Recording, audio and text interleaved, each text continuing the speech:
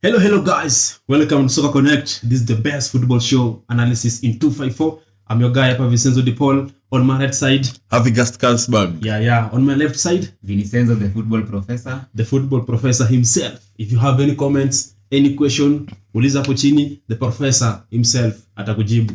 Haya. Tunaenda kwa Gameweek 6 EPL preview. Kuna game kadhaa, kuna game kubwa za kudiscuss, kuna game za maana. Tukianza na game ya Burnley versus Manchester United ndani ya Turf Moor. The football professor, hii game inakuhusu sana.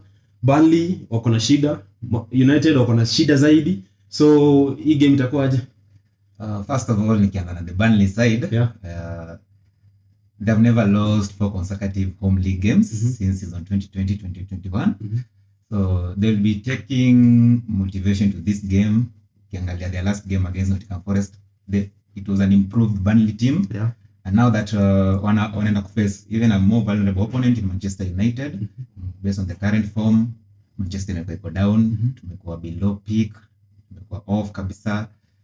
So it will be a tough game for Manchester United, it will be a tough game also for Burnley. It will be a hugely contested game, a game of two strugglers.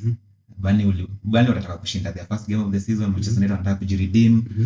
So as a Manchester United fan, basing on the last game against Bayern Munich, naweza kusema hatukuwa mbaya vile. Tulikuwa at least tulishow improvement, scoring 3 goals in Munich. Si kitu nili-expect inaweza fanyika. So I think heading into this game, we'll see a much more motivated Manchester United. Okay, now this is the worst start here Manchester United in history of Manchester United. This is the worst start of a season. What do you think of such negative record? Tujaanza season vizuri, tumeanza vibaya kabisa. Expectations ilikuwa high season ikianza, because ukiangalia last season we finished on a high note. But kidogo tumekuwa below par kabisa. So, but I think it's down to the coach now. Coach and the players. It's not about even the Glazers thing. We should stop blaming the Glazers. Now it's down to the coach and the team and the players to work. Get off that dust and pick this. Let them take us to the Manchester United that we know. COE uzi wamekuwa kituonyesha for the last 4 games or 5. Yes, Havigast Carlsberg. Burnley versus United. Hii ni game si rahisi kwa both teams. Na both teams wanna need this win desperately. So what do you think, what do you have in your analysis as a football fan? He game, one thing we cannot overlook is he game, like it's there for the taking. Both teams wataka approach game wakidhania they can take it to the other team na wapate result. And again tumeona the last few game weeks, if a team can knit together a few passes kwa midfield United inatend ku leave gaps. So sielewi kama it's a systematic issues. And then there is something yenye sijaelewa. Manu akiattack Casemiro, there is a way anaenda ana join attack kabisa. So when wakona turnover, like kuna gap kubwa sana kwa midfield. So unapata saa zingine hata bao wana concede. All out of the 14 goals, I think bao karibu zote ni avoidable. So I think Manu wana suffer from a systematic problem. And watapata a few players back. Varane, although I don't think he's as good as United fans make him to be sahizi. Varane na Mount should be back. Let's see venye watakop na hii game. Okay, football professor. United wamekuwa na this bad form, but though kuna some serious, at least some slight positive, not serious, some slight positive, like the likes of the new signing, Sergio Reguilon. They're playing good, but ukiangalia system wanacheza, if again mbele, especially the fullbacks of Manchester United, Reguilon akipanda, Dalot akipanda, they are good when going upward, when going in front. So but ukiangalia now the defensive side wako a bit poor, because wanaanika the defense, wanabaki nini. Na ukiangalia the team konayo next, Burnley, I watched Burnley versus Forest. I think their best part ama their strongest part kwa game yao ni wanatumia the wings. So do you think Burnley wanaweza explore those wings and might challenge United, especially according to the defensive record yenye umeweka hii season si mzuri sana. Team kama Burnley, a small team, wakipata you have a weakness, wata pounce on you and they might kill United again. So nda support point ya Harvey. Problem yetu kubwa ni systematic. Unapata tuko so much disorganized. Unapata tunaanza game vizuri, katikati tumepotea. Tunarudi back to factory reset mode. And then again, on the positive side of it, Ten Hag ukiangalia since ajoin Manchester United, hizi team ndogo hizi low block teams akona bigger win percentage ratio against these smaller teams. Games kubwa ana fumble sana. That's why problem yetu tu ni systematic, unaona. So it's like Ten Hag akipata coach mwenye yako ama team yenye ko tactically fit ama tactically well grilled vizuri, inamlemea kabisa. Because of what? Hoofball. Bruno, Rashford and Inshallah. Was for since Ten Hag take over, and I'm being very honest, hata sibanta. Sijaona difference ya Ten Hag na Ole. Anacheza tu Ole ball Pro Max infused with anger issues za Casemiro na Bucha. Like it's the same thing. Difference anacheza Ole ball with a defensive midfielder. Because hata build up ya Man U, the playing out from the back is poor. Their ball progression is poor. They don't even get past the halfway line. Yeah, so still they have a lot of work to do to fix the system. So let's wait kama tuone if wata add akina Amrabat watawasaidia, but currently it's a high pressure game, especially for Ten Hag, because company yako Burnley, although pia he needs his first win. It's a high pressure game. Ten Hag has to win this game. I think you mentioned company is a former City player. Yes. Na United imekuwa his former biggest rival. Yes. In Manchester. So I think he will try to prove himself as the former City or the former City captain. Anyways, sasa ni coach wa Burnley. I think hii game anahitaji sana kushinda because you need to regain that mentality. Na game kama hiyo kishinda as a Burnley coach, ita regain pia mentality ya every player, even fans. Next game watajituma zaidi na washinde. So results, your score prediction?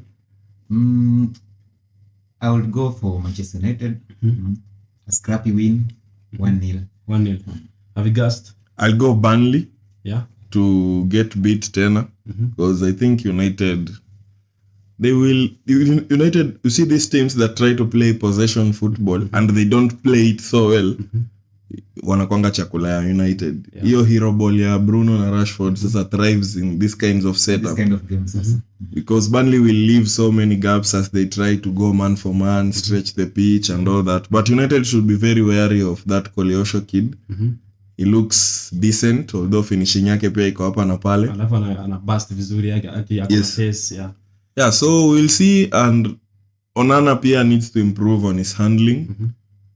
Kiasi, but although most of the goals zenye ana concede is more of a systematic problem, is being too exposed. Yeah, so I think United will win like 2-1 or 3-1. 3-1. I'll settle on 3-1. Last time you predicted United to win against Brentford, but I warned you, you didn't listen. I go again. United will be beaten by Burnley 2-0. Thank me later. Yeah, guys. Fansomanu, kujeni hapo kwa comments tuandamane.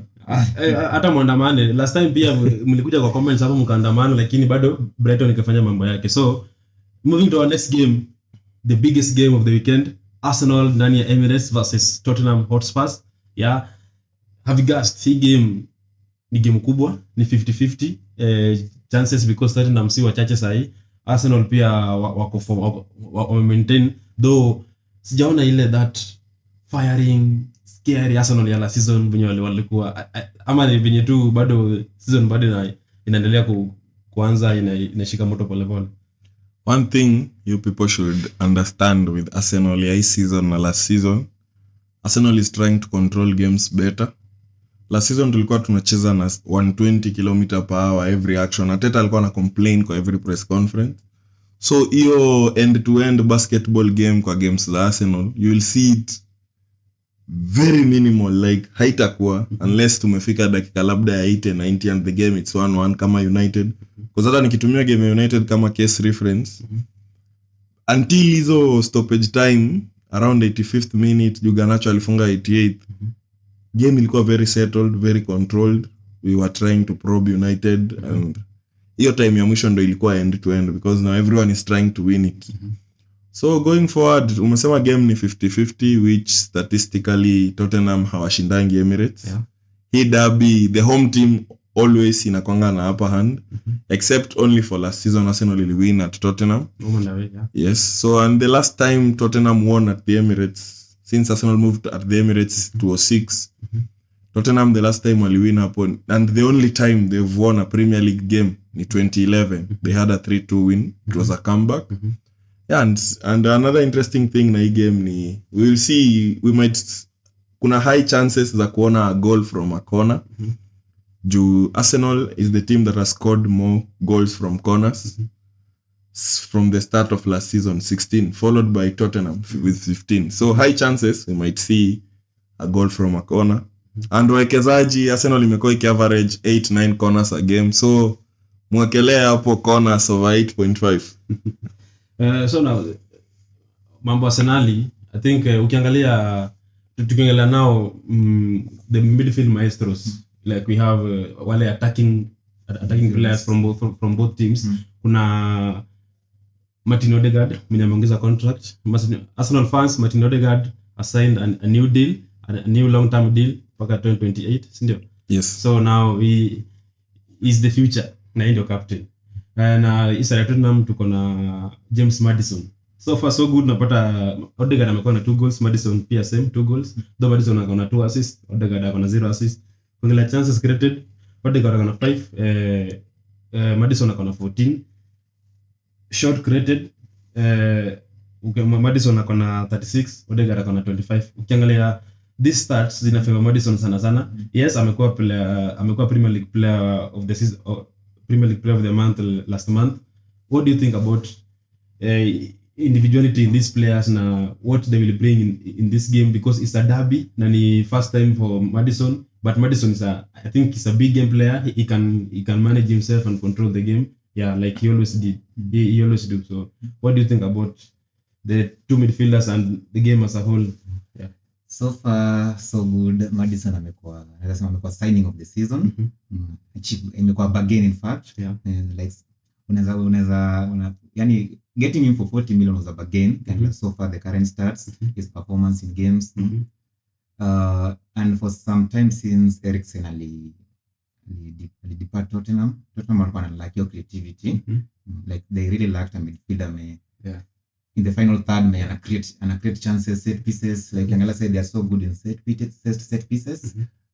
They are scoring goals minus Hattrick. So and by the way, do you think now they have Maddison, do you think they will miss Hattrick in this game, in this kind of game? Now there's a big game, Northern Derby. Hattrick used to score against Arsenal. So do you think what a miss Hattrick way fixture? Of course, they will definitely miss Hattrick. Juu Hattrick alikuwa the firing factor kwa squad ya Tottenham, the backbone of the team. Yeah. But ukiangalia in most teams, provided you have this creativity in your team, even the defender can score goals, even the midfielder can score goals. So with Maddison and Heung-min Son as their main threat in front of goal, and they look more of a rejuvenated Tottenham. Wameanza season vizuri, unbeaten, 13 points off top of the league.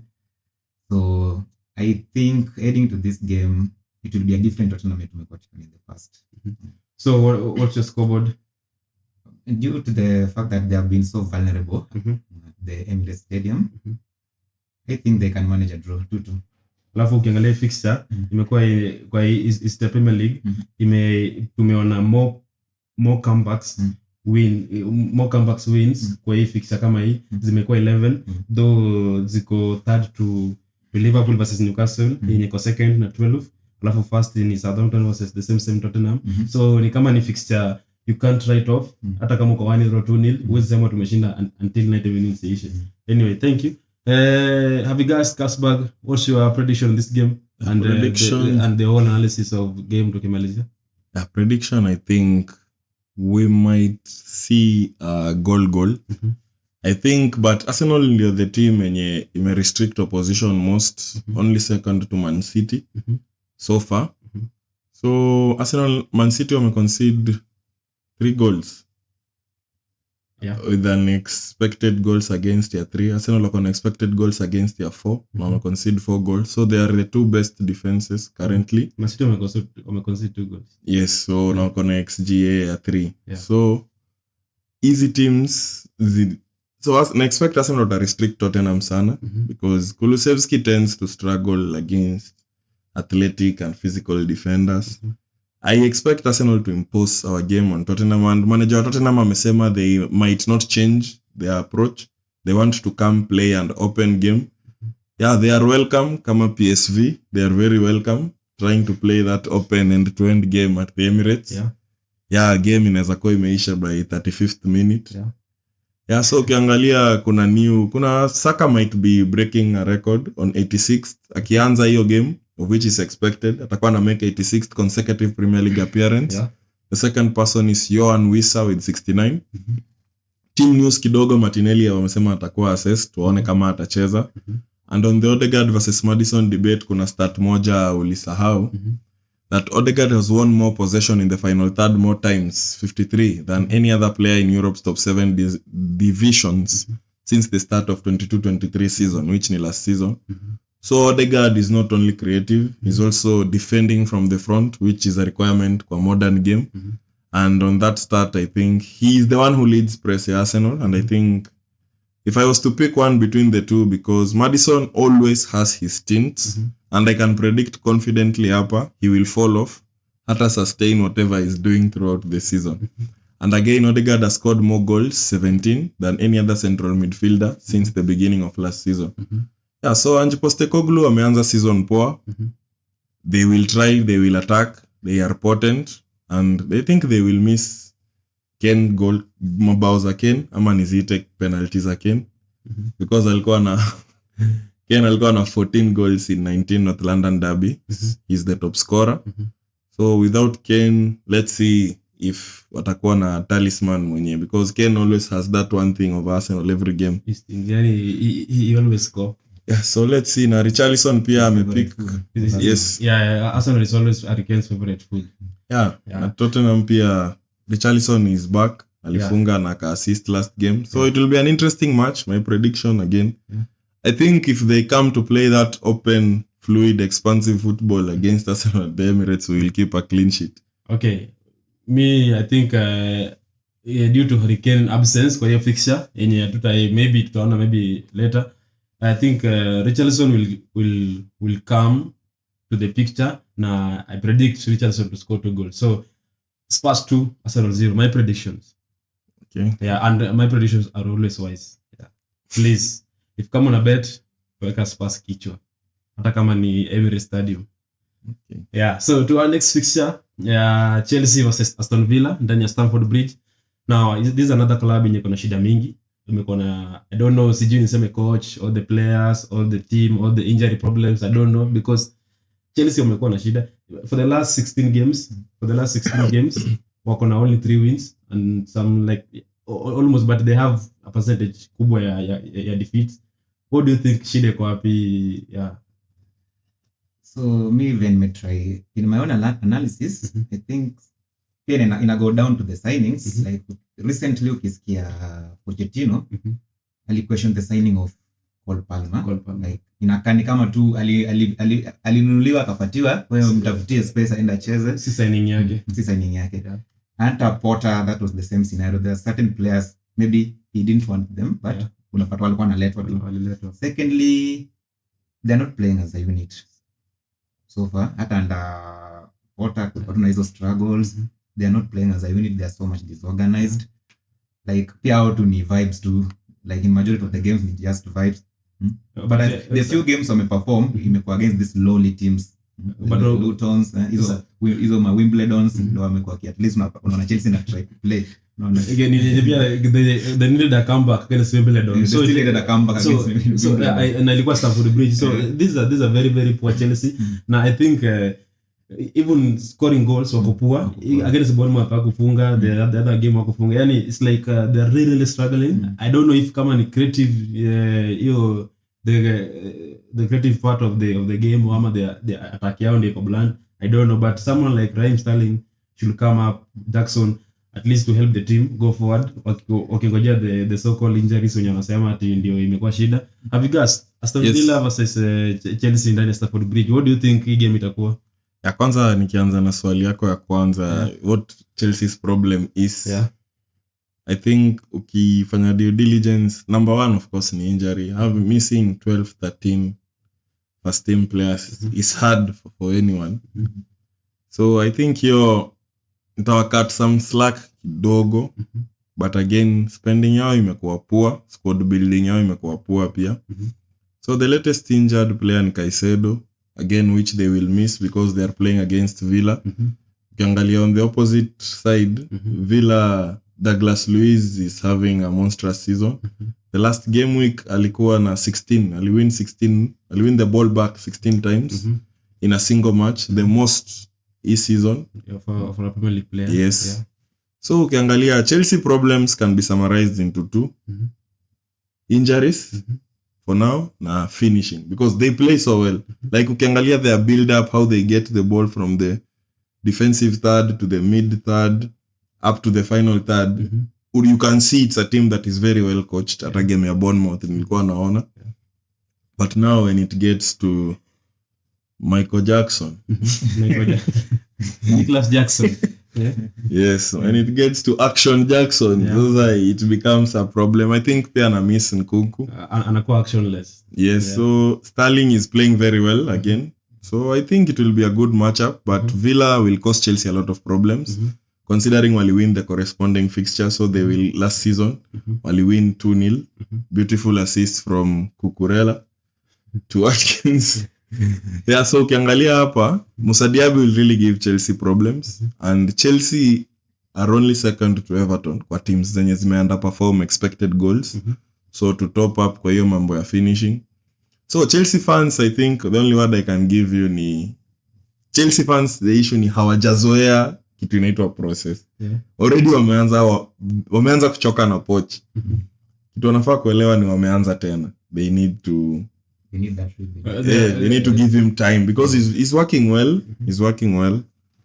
Ukiangalia the analysis, all the underlying stats, field tilts, possession, chances created, expected goals, because Chelsea wame create among the most chances in the league, na Chelsea wame miss all the big chances they've created. So you see, it's not a coaching problem, it's a personnel players problem. And Chelsea in their last 13 games at the Bridge wako na very horrible home form. Wawekezaji sasa hapa ndio unasikiza vizuri. Chelsea in their last 13 games wamewin only 2 against Luton na Leeds United. Championship caliber opposition, unazoangazia Wimbledon hapo. Wimbledon yenye pia like just saying they need a comeback. So wawekezaji ukiangalia hapa kidogo inakaa ni kama Aston Villa wanaweza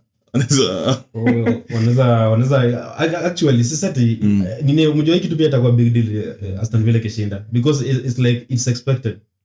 So Villa pia wana come to hii game na on form.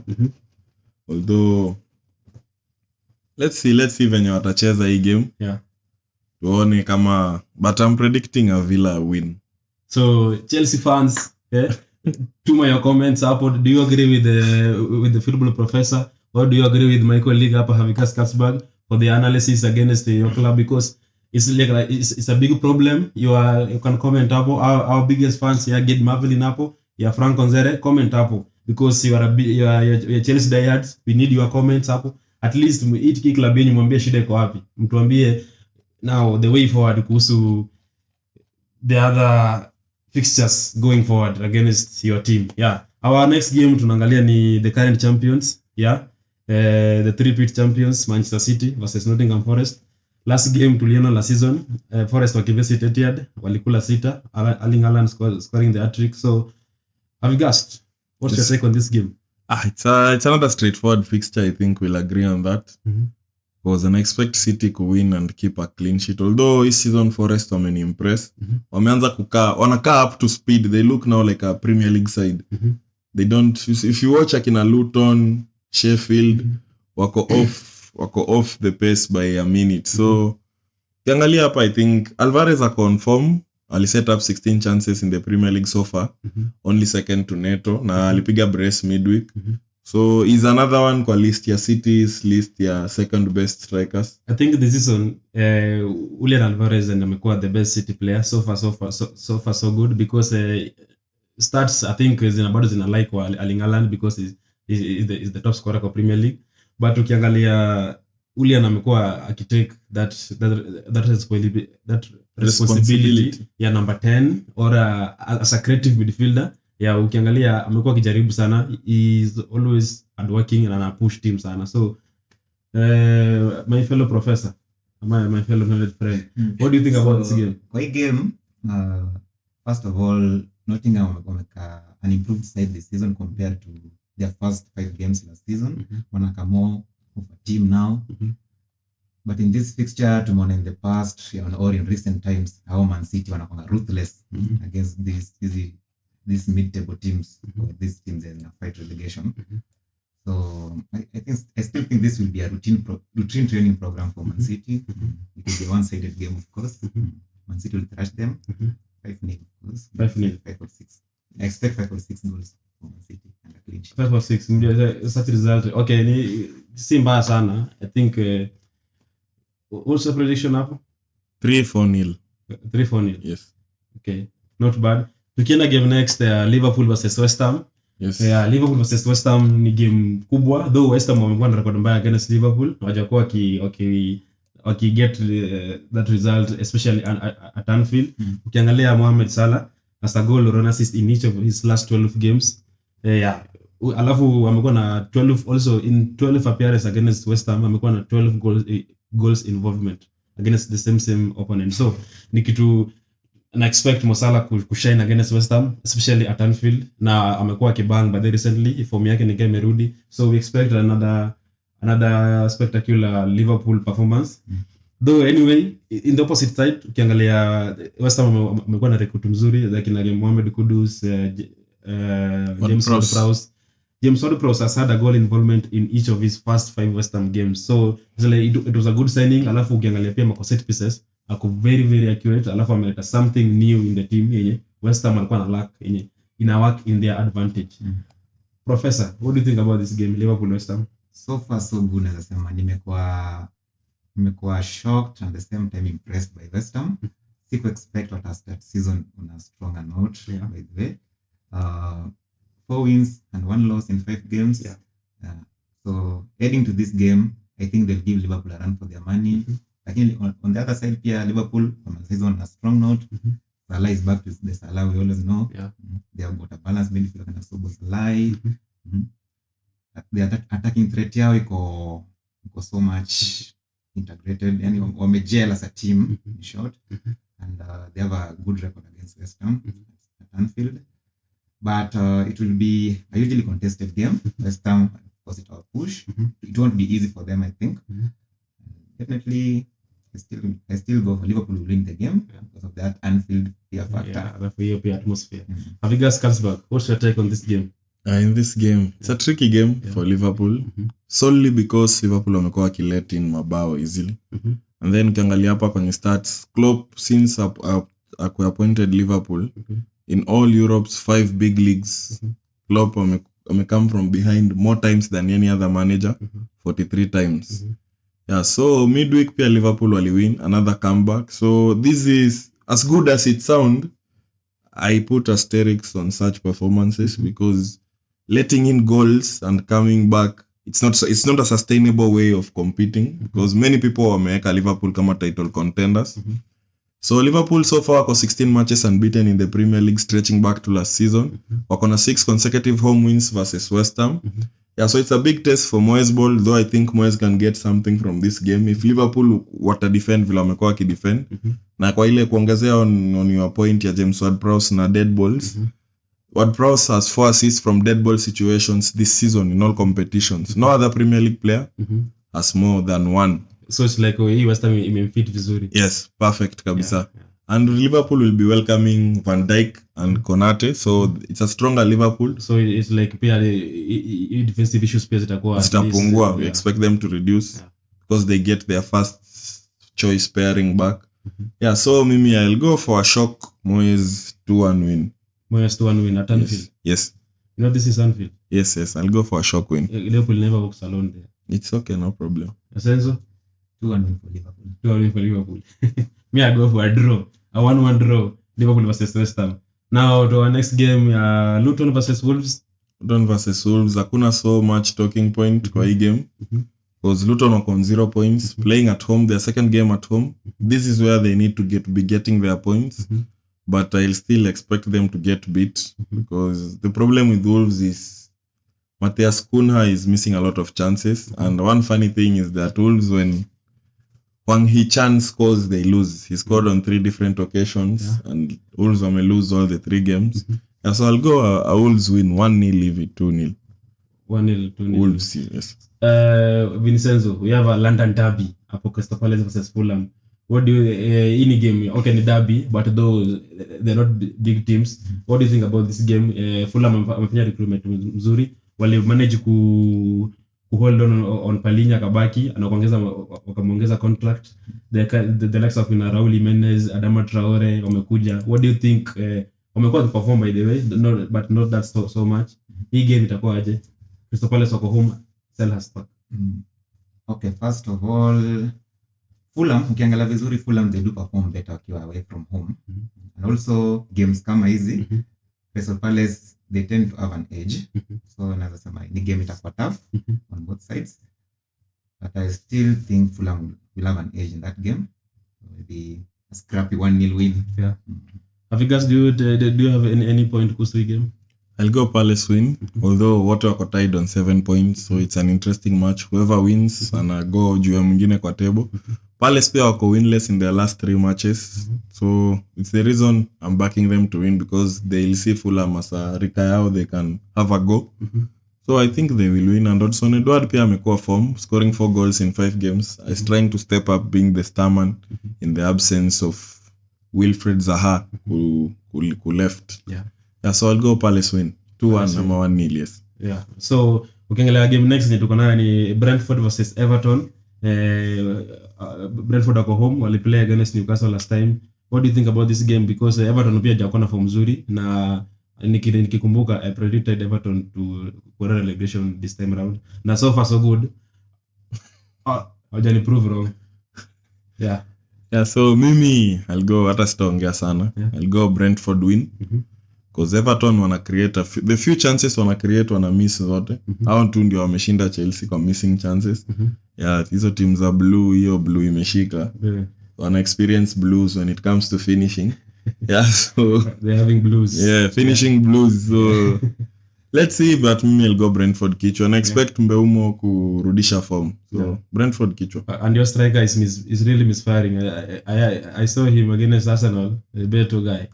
Hakuna kitu angefanya hiyo. Hakuwa na service, they didn't have the ball. He was so isolated against 2 very physical center backs in Gabriel and Saliba. So let's see him against team game yenye itakuwa open kiasi. Now Vincenzo, Brentford walicheza na Newcastle last time. Newcastle wametoka San Siro, wana travel wanaenda Sheffield United kwa the Blades. Do you think ile booster yao ya Champions League morale itawasaidia kushinda hii game? Yani from the experience they got, ama kutatokea uchovu? Alafu pia kumekuwa na issue ya hii mambo ya Eddie Howe ku mix up the lineups, yani anafanya interchanges. Do you think italeta confusion kwa team, ama ni it's a tactical that is a tactic that itasaidia team ku progress mbele kulingana na vikombe watacheza hizo? Nikipick analysis from their last game, hiyo alicheza Champions League against AC Milan, 20 years exile at San Siro, playing a 7-time champions of Europe. I think your draw ni motivating factor kwa Eddie Howe in heading to this game. They'll have the upper hand because Sheffield of late ones bado haja come to reality wako Premier League. So I think this game Newcastle will edge out Sheffield United comfortably. It will be a comfortable win. Scoreboard 2-0 for Newcastle. Do you agree? I agree Newcastle will win. Yeah. And just a small warning to Sheffield. Was he concede penalty because Callum Wilson has scored every penalty he's taken for Newcastle.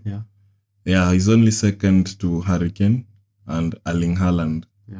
Na bado hao watu wawili ndio wamefunga bao nyingi kumshinda since the start of last season. So he's a good striker, his injury record ndio umlet down. Alafu pia unapata shida Newcastle sasa hizi na misfiring Alexander Isak. So I don't know what's the problem, but I hope wata regain momentum huko mbele. Now to our last game, Brighton versus Bournemouth.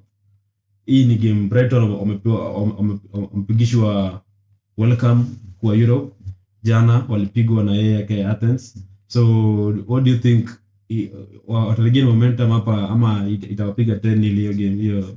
I think wata try to gain redemption in game. Wako ndani ya home advantage and under Dezebi unanga Brighton always when they lose a game the next one wanakuanga different Brighton team. So I expect the same thing will happen on Saturday against Bournemouth team which is also playing well. They only wako shy in front of goal. So to me it would be an open ended game. Alafu mmoja pia hii ni game yenye unapata Brighton against small teams ama same team yenye kuna nini yao kuna time to struggle a lot. Yeah.